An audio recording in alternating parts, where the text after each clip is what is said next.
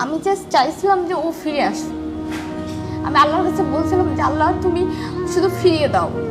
আমি যে মানুষটাকে 4 বছর ভালোবেসে বিয়ে করছি, আমি সব কিছু হারাইতে রাজি ছিলাম।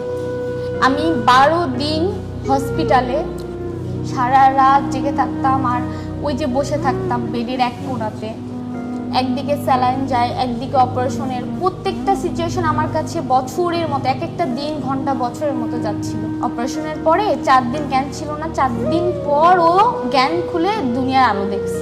তারপরে যখন ডক্টর বলল আমাদেরকে যে আবার 15 দিন পর আসতে হবে, আমি নন এসি বাসের টিকিট কেটে এইরকম গরমের মধ্যে এই রোগীকে নিয়ে পেটে বেল্ট বেঁধে, একদম বেল্ট বেঁধে বসিয়ে নিয়ে গিয়েছি হসপিটালে। ওখানে 2-3 ঘন্টা চেয়ারে বসে থাকি, ডক্টর আসলে দেখাই, আবার সন্ধ্যার মধ্যে শেষ করে আবার আসে ব্যাক করি এই অপারেশন করা মানুষটাকে নিয়ে।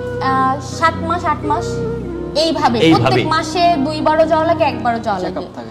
এমন যত্ন করে কোনো বউ যে কাউকে ভালোবাসতে পারে, বড় একটা এক্সাম্পল আমি। জি, আমি এই জন্য আল্লাহর কাছে হাজার হাজার শুকরিয়া যে বন্যার মতো একটা মানুষ পাইছি।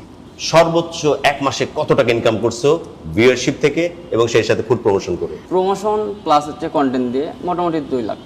তো ও আমার দিনগুলো ফিরিয়ে নিয়ে আসছে। প্রচুর ট্যুরে যাই আমরা, প্রচুর প্রচুর এনজয় করি লাইফটা। এখন আমি খুব ভালো